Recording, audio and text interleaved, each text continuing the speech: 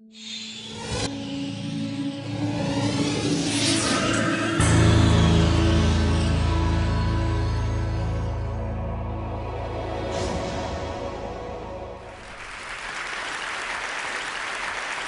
like to talk today about the two biggest social trends in the coming century and perhaps in the next 10,000 years. But I want to start with my work on romantic love, because that's my most recent work. What I and my colleagues did was put 32 people who were madly in love into a functional MRI brain scanner, 17 who were madly in love and their love was accepted, and 15 who were madly in love and they had just been dumped. And so I want to tell you about that first, and then go on into where I think love is going. What 'tis to love, Shakespeare said. I think our ancestors, I think human beings, have been wondering about this question since they sat around their campfires or lay and watched the stars a million years ago. I started out by trying to figure out what romantic love was by looking at the last 45 years of research on just psychological research. And as it turns out, there's a very specific group of things that happen when you fall in love. The first thing that happens is what I call, a person begins to take on what I call special meaning. As a truck driver once said to me, he said, "The world had a new center, and that center was Mary Ann." George Bernard Shaw said it a little differently. He said, "Love consists of overestimating the differences between one woman and another." And indeed, that's what we do. And then you just focus on this person. You can list what you don't like about them, but then you sweep that aside and focus on what you do. As Chaucer said, love is blind. In trying to understand romantic love, I decided I would read poetry from all over the world. And I just want to give you one very short poem from 8th century China, because it's an almost perfect example of a man who is focused totally on a particular woman. It's a little bit like when you are madly in love with somebody and you walk into a parking lot, their car is different from every other car in the parking lot. Their wine glass at dinner is different from every other wine glass at the dinner party. And in this case, a man got hooked on a bamboo sleeping mat. And it goes like this. It's by a guy called Wan Chen. "I cannot bear to put away the bamboo sleeping mat. The night I brought you home, I watched you roll it out." He became hooked on a sleeping mat, probably because elevated activity of dopamine in his brain, just like with you and me. But anyway, not only does this person take on special meaning, you focus your attention on them, you aggrandize them, but you have intense energy. As one Polynesian said, he said, "I felt like jumping in the sky." You're up all night, you're walking till dawn, you feel intense elation when things are going well, mood swings into horrible despair when things are going poorly, real dependence on this person. As one businessman in New York said to me, he said, "Anything she liked, I liked." Simple. Romantic love is very simple. You become extremely sexually possessive. You know, if you're just sleeping with somebody casually, you don't really care if they're sleeping with somebody else. But the moment you fall in love, you become extremely sexually possessive of them. I think that is a Darwinian, there's a Darwinian purpose to this. The whole point of this is to pull two people together strongly enough to begin to rear babies as a team. But the main characteristics of romantic love are craving, an intense craving to be with a particular person, not just sexually, but emotionally. You'd much rather, it would be nice to go to bed with them, but you want them to call you on the telephone, to invite you out, etc., to tell you that they love you.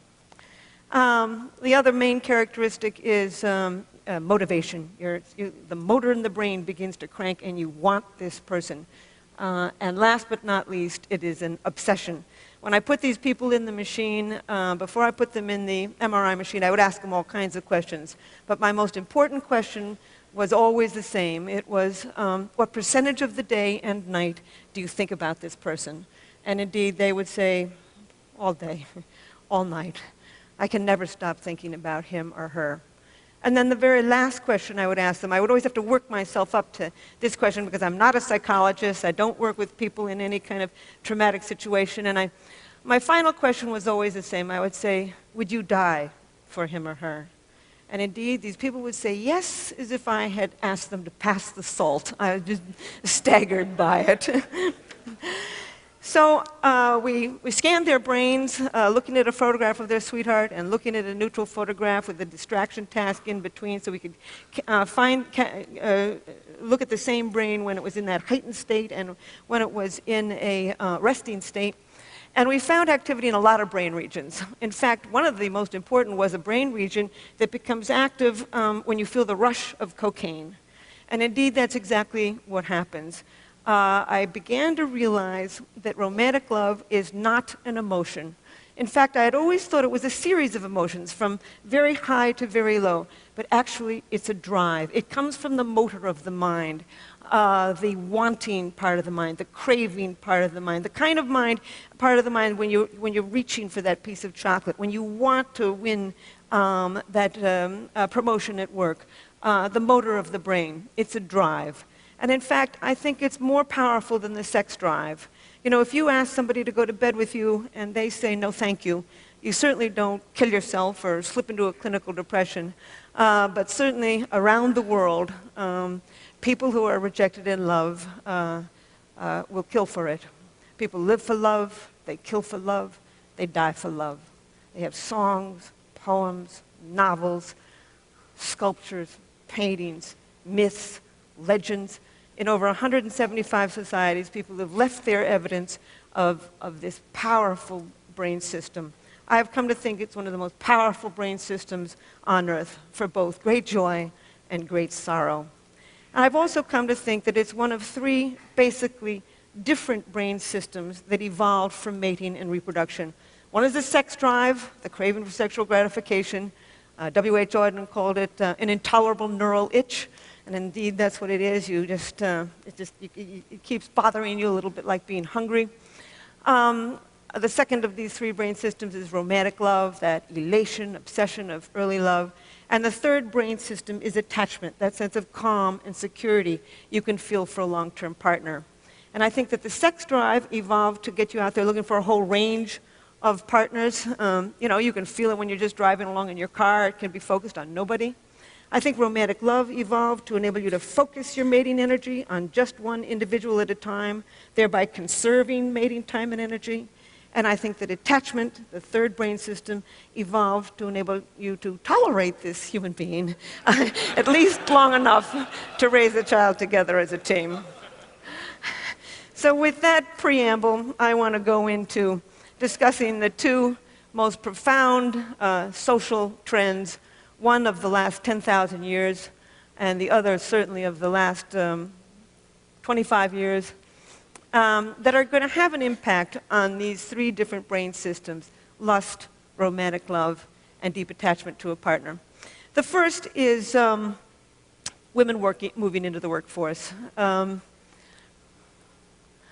looked at 130 societies through the demographic yearbooks of the United Nations, and everywhere in the world, except for actually 129 out of 130 of them, women are not only moving into the job market sometimes very, very slowly, but they're moving into the job market and they're very slowly closing that gap between men and women in terms of economic power, health, and education.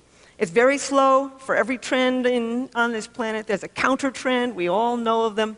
But nevertheless, the old Arabs say, the dogs may bark, but the caravan moves on. And indeed, that caravan is moving on. Women are moving back into the job market. And I say back into the job market because this is not new. For millions of years on the grasslands of Africa, women commuted to work to gather their vegetables. They came home with 60 to 80% of the evening meal. The double-income family was the standard, and women were regarded as just as economically, socially, and sexually powerful as men. In short, we're really moving forward to the past. Then women's worst invention was the plow. With the beginning of plow agriculture, men's roles became extremely powerful. Women lost their ancient jobs as collectors, but then with the Industrial Revolution and the Post-Industrial Revolution, they're moving back into the job market. In short, they are acquiring the status that they had 1,000,000 years ago, 10,000 years ago, 100,000 years ago. We are seeing now one of the most remarkable traditions in the history of the human animal. And it's going to have an impact. I generally give a whole lecture on the impact of women on the business community. I'll only just say a couple things and then go on to sex and love. There's a lot of gender differences. Anybody who thinks men and women are alike simply never had a boy and a girl child. I don't know why it is that they want to think that men and women are alike. There's much we have in common, but there's a whole lot that we do not have in common. We are, in the words of Ted Hughes, I think that we were built to be, we're like 2 feet. We need each other to get ahead. But we did not evolve to have the same brain. And we're finding more and more and more gender differences in the brain. I'll only just use a couple and then move on to sex and love. One of them is women's verbal ability. Women can talk. Women's ability to find the right word rapidly, basic articulation, goes up in the middle of the menstrual cycle when estrogen levels peak, but even at menstruation, they're better than the average man. Women can talk. They've been doing it for 1,000,000 years. Words were women's tools. They held that baby in front of their face, cajoling it, reprimanding it, educating it with words. And indeed, they're becoming a very powerful force, even in places like India and Japan, where women are not moving rapidly into the regular job market. They are moving into journalism. And I think that the television is like the global campfire. We sit around it, and it shapes our minds. Almost always when I'm on TV, the producers who call me, who negotiate what we're going to say, is a woman. In fact, Solzhenitsyn once said, to have a great writer is to have another government. Today, 54% of people who are writers in America are women. It's one of many, many characteristics that women have that they will bring into the job market. They've got incredible people skills, negotiating skills. They're highly imaginative. We now know the brain circuitry of imagination, of long-term planning. They tend to be web thinkers because the female parts of the brain are better connected. They tend to collect more pieces of data when they think, put them into more complex patterns, see more options and outcomes. They tend to be contextual, holistic thinkers, what I call web thinkers. Men tend to, and these are averages, tend to get rid of what they regard as extraneous, focus on what they do, and move in a more step-by-step thinking pattern. They're both perfectly good ways of thinking. We need both of them to get ahead. In fact, there's many more male geniuses in the world, and there's also many more male idiots in the world. When the male brain works well, it works extremely well. What I really think that we're doing is we're moving towards a collaborative society, a society in which the talents of both men are becoming understood and valued and employed. But in fact, women moving to the job market is having a huge impact on sex and romance and family life. Foremost, women are starting to express their sexuality. I'm always astonished when people come to me and say, why is it that men are so adulterous? And I say, well, why do you think more men are adulterous than women? Oh, well, men are more adulterous. And I say, well, who do you think these men are sleeping with? Basic math. Anyway, in the Western world, women start sooner at sex, have more partners, express less remorse for the partners that they do, marry later, have fewer children, leave bad marriages in order to get good ones. We are seeing the rise of female sexual expression. And indeed, once again, we're moving forward to the kind of sexual expression that we probably saw on the grasslands of Africa 1,000,000 years ago, because this is the kind of sexual expression that we see in hunting and gathering societies today. We're also returning to an ancient form of marriage, equality. They're now saying that the 21st century is going to be the century of what they call the symmetrical marriage, or the peer marriage, or the companionate marriage. This is a marriage between equals, moving forward to a pattern that is highly compatible with the ancient human spirit. We're also seeing a rise of romantic love. 91% of American women and 86% of American men would not marry somebody who had every single quality they were looking for in a partner if they were not in love with that person. People around the world, in a study of 37 societies, want to be in love with the person that they marry. Indeed, arranged marriages are on their way off this braid of human life. I even think that marriages might even become more stable because of a second great world trend. The first one being women moving into the job market. The second one being the aging world population. They're now saying that in America, that middle age should be regarded as up to age 85. Because in that highest age category of 76 to 85, only as much as 40% of people have nothing really wrong with them. So we're seeing this a real extension of middle age. And I looked, for one of my books, I looked at divorce data in 58 societies. And as it turns out, the older you get, the less likely you are to divorce. So the divorce rate right now is stable in America, and it's actually beginning to decline. It may decline some more. I would even say that with Viagra, estrogen replacement, hip replacements, and the incredibly interesting women. Women have never been as interesting as they are now. Not at any time on this planet have women been so educated, so interesting, so capable. And so I honestly think that if there really was ever a time in human evolution when we have the opportunity to make good marriages, that time is now. However, there's always kinds of complications in this. These three brain systems, lust, romantic love, and attachment, don't always go together. They can go together, by the way. That's why casual sex isn't so casual. With orgasm, you get a spike of dopamine. Dopamine is associated with romantic love, and you can just fall in love with somebody who you're just having casual sex with. With orgasm, then you get a real rush of oxytocin and vasopressin. Those are associated with attachment. This is why you can feel such a sense of cosmic union with somebody after you've made love to them. But these three brain systems, lust, romantic love, and attachment, aren't always connected to each other. You can feel deep attachment to a long-term partner while you feel intense romantic love for somebody else, while you feel the sex drive for people unrelated to these other partners. In short, we're capable of loving more than one person at a time.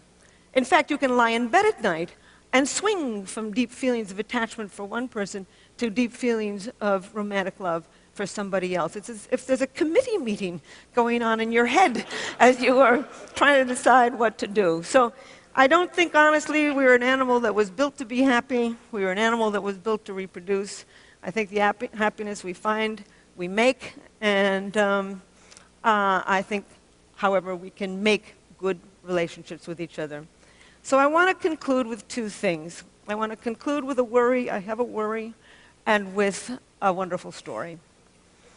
The worry is about antidepressants. Over 100 million prescriptions of antidepressants are written every year in the United States. And these drugs are going generic. They are seeping around the world. I know one girl who's been on these antidepressants, serotonin-enhancing, SSRIs, serotonin-enhancing antidepressants, since she was 13. She's 23. She's been on them ever since she was 13. I got nothing against people who take them short-term when they're going through something perfectly horrible and they want to commit suicide or kill somebody else. I would recommend it. But more and more people in the United States are taking them long-term. And indeed, what these drugs do is raise levels of serotonin. And by raising levels of serotonin, you suppress the dopamine circuit. Everybody knows that. Dopamine is associated with romantic love. Not only do they suppress the dopamine circuit, but they kill the sex drive. And when you kill the sex drive, you kill orgasm. And when you kill orgasm, you kill that flood of drugs associated with attachment. The things are connected in the brain, and when you tamper with one brain system, you're going to tamper with another. I just simply say that a world without love is a deadly place. So now, thank you. I want to end with a story and then just a comment. I've been studying romantic love and sex and attachment for 30 years. And I'm an identical twin. I'm interested in why we're all alike. Why you and I are alike, why the Iraqis and the Japanese and the Australian Aborigines and the people up the Amazon River are all alike.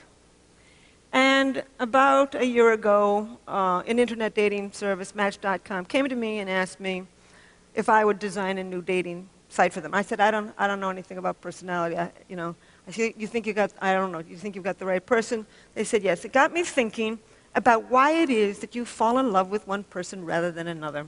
That's my current project. It will be my next book.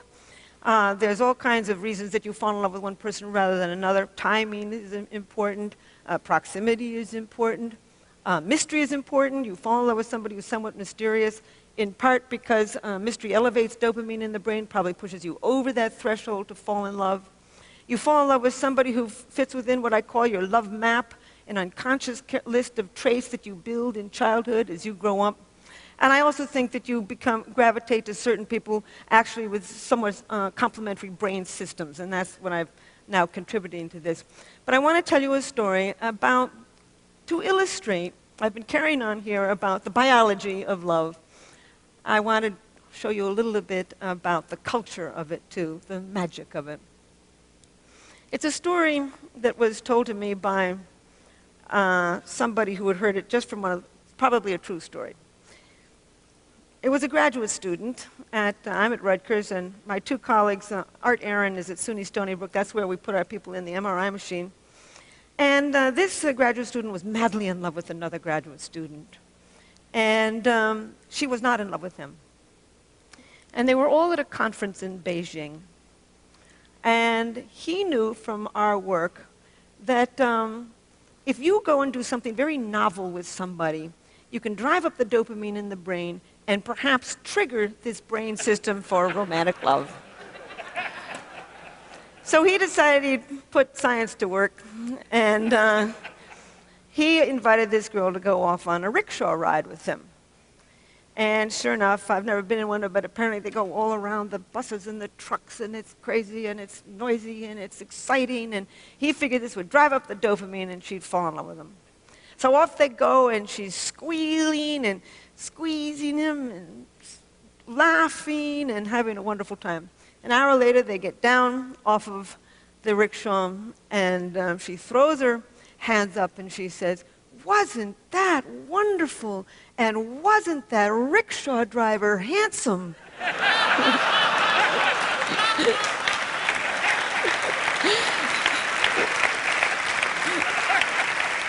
There's magic to love. But I will end by saying that millions of years ago, we evolved three basic drives: the sex drive, romantic love, and attachment to a long-term partner. These circuits are deeply embedded in the human brain. They're going to survive as long as our species survives on what Shakespeare called this mortal coil. Thank you. Helen Fisher. Right, that was terrific.